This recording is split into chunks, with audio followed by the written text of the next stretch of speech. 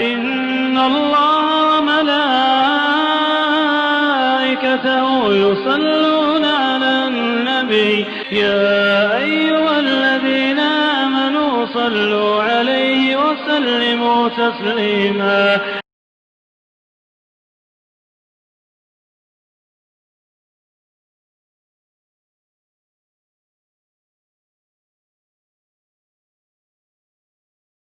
رب اشرح لي صدري ويسر لي أمري واحلل عقدة من لساني يفقهوا قولي.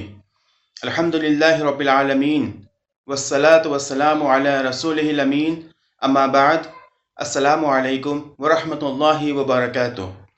میں محمد عامر دا صحابہ سیریز میں عمر رضی اللہ تعالی عنہ کی جیونی لے کر حاضر ہو چکا ہوں. پچھلے ایپیسوڈ میں ہم لوگوں نے بیعت رضوان کے بارے میں پڑھا، جس میں اللہ کے رسول علیہ السلام نے اور تمام صحابہ کرام نے عثمان رضی اللہ تعالیٰ عنہ کی شہادت کا بدلہ لینے کا وعدہ کیا تھا، عہد کیا تھا. اس کے بعد جب یہ خبر مشرکین مکہ کو ملی تو ان لوگوں نے عثمان رضی اللہ تعالیٰ عنہ کو فوراً رہا کر دیا اور ان کے ساتھ سہیل ابن عمرو کو اللہ کے رسول علیہ السلام کے پاس بھیجا تاکہ سہیل ابن عمرو مشرکین کی طرف سے چند شرائط اللہ کے رسول علیہ السلام کے سامنے رکھیں اور ان شرائط پر متفق ہو کر کے دونوں فریق اس پر سگنیچر کر دیں، مہر لگا دیں اور ایک معاہدہ قائم کریں. اس کام کو کرنے کے لیے سہیل ابن عمرو کو بھیجا گیا تھا، جو بہت زیادہ چالاک تھا اور بہت ہی زیادہ ڈپلومیٹک تھا، اور وہ حالات کو سمجھ کر کے کس طریقے سے حالات کو اپنی طرف موڑنا ہے وہ جانتا تھا. تو وہ عثمان رضی اللہ تعالیٰ عنہ کو لے کر کے اللہ کے رسول علیہ السلام کے پاس پہنچتا ہے.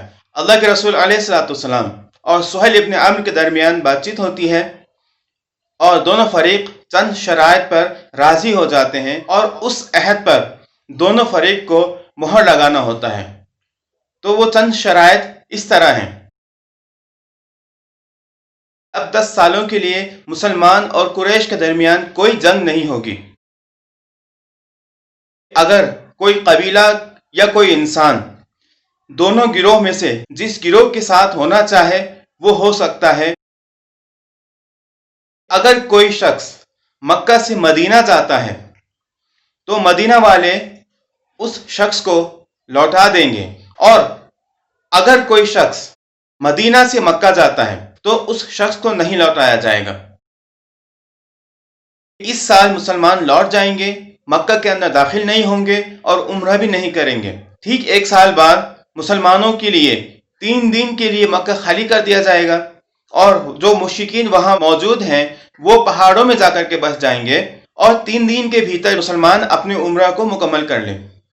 بظاہر ان شرطوں کو ماننے میں مسلمانوں کی توہین نظر آ رہا تھا. اس وجہ سے جو صحابہ کرام وہاں موجود تھے ان کا دل دکھ رہا تھا، وہ بہت تکلیف محسوس کر رہے تھے کہ اتنا دب کر کے اس معاہدے کو، اس عہد کو کرنے کی کیا ضرورت ہے. اس وجہ سے عمر رضی اللہ تعالیٰ عنہ کو بہت زیادہ تکلیف ہو رہی تھی، اور آپ سیدھے جا کر کے اللہ کے رسول علیہ السلام سے بات کرتے ہیں اور پوچھتے ہیں کہ اللہ کے رسول، ہمیں اتنا زیادہ دب کر کے صلح کرنے کی کیا ضرورت ہے. اللہ کے رسول علیہ السلام نے فرمایا، یہ اللہ کا حکم ہے اور میں اللہ کے حکم سے بڑھ کر کے کچھ نہیں کر سکتا. حضرت عمر رضی اللہ تعالیٰ عنہ کی بات میں تیزی تھی کیونکہ ان کا دل دکھ رہا تھا، مگر ان کے سوال پر اللہ کے رسول علیہ السلام مسکرا کر کے جواب دے رہے تھے اور بہت نرمی کے ساتھ جواب دے رہے تھے.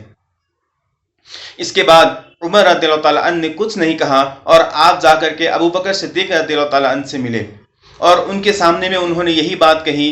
اس بات پر ابو بکر صدیق رضی اللہ تعالیٰ عنہ نے کہا کہ محمد صلی اللہ علیہ وسلم کی بات کو مان لیا جائے اور ان کے اس فیصلے کو قبول کیا جائے، اسی میں ہم سب کی بھلائی ہے، کیونکہ وہ اللہ کے رسول ہیں اور وہ کبھی بھی ایسا کام نہیں کر سکتے جس میں اسلام کا کوئی نقصان ہو. تو اس کے بعد یہ بات یہیں ختم ہو جاتی ہے. ان شرائط پہ دونوں فریق راضی ہو گئے. پہلے تو شرط طے پایا، اب ان شرطوں کو لکھنے کا وقت آ چکا تھا. اللہ کے رسول علیہ السلام نے علی رضی اللہ تعالیٰ عنہ سے کہا کہ وہ شرط کو لکھیں، اور کہا کہ لکھیں بسم اللہ الرحمن الرحیم سے. اس پر سہیل ابن عمرو نے کہا، یہ رحمان اور رحیم کون ہے؟ ہم نہیں جانتے. اور ہم صرف اللہ کو جانتے ہیں، اس لیے لکھا جائے بسمیکا اللہم۔ تو اللہ کے رسول علیہ الصلوۃ والسلام نے اس بات کو بھی قبول کر لیا، اور اس کے بعد علی رضی اللہ تعالیٰ عنہ سے کہا کہ لکھیں بسمک اللہم۔ پھر علی رضی اللہ تعالیٰ عنہ کو لکھنے کے لیے کہا کہ یہ معاہدہ محمد رسول اللہ اور قریش کے درمیان ہے۔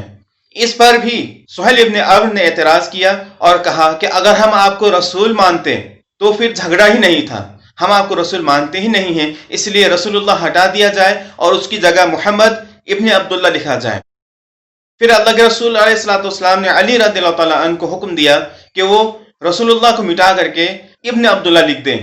اس بات پر علی رضی اللہ تعالیٰ عنہ کا دل دکھا اور انہوں نے ایسا کرنے سے انکار کر دیا۔ پھر اللہ کے رسول علیہ الصلوۃ والسلام نے پوچھا یہ رسول اللہ کہاں لکھا ہے، دکھا دیا جائے۔ پھر علی رضی اللہ تعالیٰ عنہ نے ان کو دکھا دیا تو اللہ کے رسول علیہ الصلوۃ والسلام نے خود اپنے ہاتھ سے اسے مٹا دیا اور وہاں پر ابن عبداللہ لکھنے کا حکم دیا۔ تو اس طریقے سے بظاہر مسلمان دب کر کے اور نیچے ہو کر کے معاہدہ کر رہے تھے، مگر مسلمانوں کو جن کو تکلیف ہو رہی تھی ان کو اس بات کا علم نہیں تھا کہ اس وجہ سے اسلام کو کتنا فائدہ آگے پہنچنے والا ہے۔ اور صحابہ کرام اتنے درد اور اتنے تکلیف میں تھے کہ اسی حالت میں انہوں نے معاہدہ کیا اور ان کا دل اس بات کے لیے راضی نہیں تھا۔ جیسے ہی یہ معاہدہ مکمل ہوا اسی وقت ابو جندل جو سہیل ابن عمرو کے بیٹے تھے، آپ کو سہیل ابن عمرو نے ایک گھر کے اندر زنجیروں سے باندھ کر کے رکھا ہوا تھا، صرف اس وجہ سے کہ آپ اللہ کے رسول علیہ الصلوۃ والسلام کے اوپر ایمان لے آئے تھے۔ انہوں نے کسی طریقے سے اپنے آپ کو اس زنجیر سے مکت کیا، رہا کیا، اور جیسے تیسے اللہ کے رسول علیہ الصلوۃ والسلام کی خدمت میں حاضر ہو گئے۔ دیکھا کہ وہاں معاہدہ مکمل ہو چکا تھا۔ اس کے بعد سہیل ابن عمرو نے کہا کہ اے محمد اب اپنا وعدہ پورا کیجئے، آپ میرے بیٹے کو لوٹا دیجئے۔ اس پر اللہ کے رسول علیہ الصلوۃ والسلام نے سہیل ابن عمرو سے درخواست کی، خاص ذاتی درخواست کی کہ اس وقت ان کو معاف کر دیا جائے اور ان کے بعد یہ شرط لاگو کی جائے، مگر سہیل ابن عمرو نہ مانا، اور اللہ کے رسول علیہ الصلوۃ والسلام نے ابو جندل سے کہا کہ اے ابو جندل تم لوٹ جاؤ اور صبر کرو، تمہارے لیے صبر میں ہی زیادہ نیکیاں ہیں۔ اتنا کہنے کے بعد ابو جندل کہہ رہا تھا کہ کیا آپ لوگ پھر مجھے انہی درندوں کے پاس بھیجنا چاہتے ہیں؟ اتنا ہونے کے باوجود بھی اللہ کے رسول علیہ الصلوۃ والسلام نے ان کو بھیج دیا۔ اللہ کے رسول علیہ الصلوۃ والسلام کے اس حکم کی پیروی کی گئی اور مسلمان پھر دل تھام کے رہ گئے۔ یہ تھی صلح حدیبیہ، اور یہ وہ شرائط تھے جن پر مسلمانوں نے اور مشرکین مکہ نے مہر لگائی تھی۔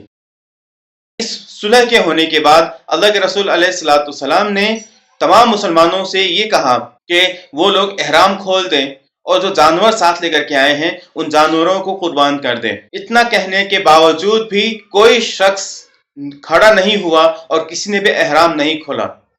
اللہ کے رسول علیہ الصلوۃ والسلام نے اس بات کو 3 بار دہرایا، مگر کسی نے بھی اپنے احرام کو نہ کھولا اور جانور قربان نہیں کیا۔ اس پر اللہ کے رسول علیہ الصلوۃ والسلام کو تکلیف ہوئی اور آپ اپنی اہلیہ ام سلمہ کے پاس گئے۔ ان کے پاس جا کر کے آپ نے فرمایا میں نے لوگوں سے 3 بار کہا کہ اپنا احرام کھول لیں اور جانور کو قربان کر لیں، مگر کسی نے میری بات نہیں مانی۔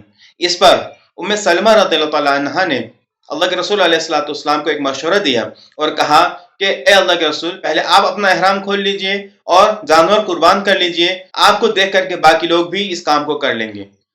تو اللہ کے رسول علیہ الصلوۃ والسلام کو یہ رائے پسند آئی اور آپ نے جا کر کے سب سے پہلے اپنے جانور کو قربان کیا اور اپنا احرام کھول دیا۔ تو جیسے ہی آپ نے یہ کام کیا تو سارے مسلمان کھڑے ہو گئے اور انہوں نے ایک ساتھ مل کر کے جو ہے اپنا احرام کھولا اور جانور کو قربان کیا۔ تو یہ وہ تعلیم تھی جو اللہ کے رسول علیہ الصلوۃ والسلام نے اپنے صحابہ کو دیا تھا۔ وہ اللہ کے رسول علیہ الصلوۃ والسلام کے عمل کی اتباع کرتے تھے اور ان کے پیچھے چل پڑتے تھے۔ آج کے لیے اتنا ہی۔ اللہ تعالیٰ سے دعا ہے کہ اللہ تعالیٰ ہمیں کہنے اور سننے سے زیادہ عمل کرنے کی توفیق عطا فرمائے۔ آمین۔ وآخر دعوانا ان الحمد للہ رب العالمین۔ السلام علیکم ورحمۃ اللہ وبرکاتہ۔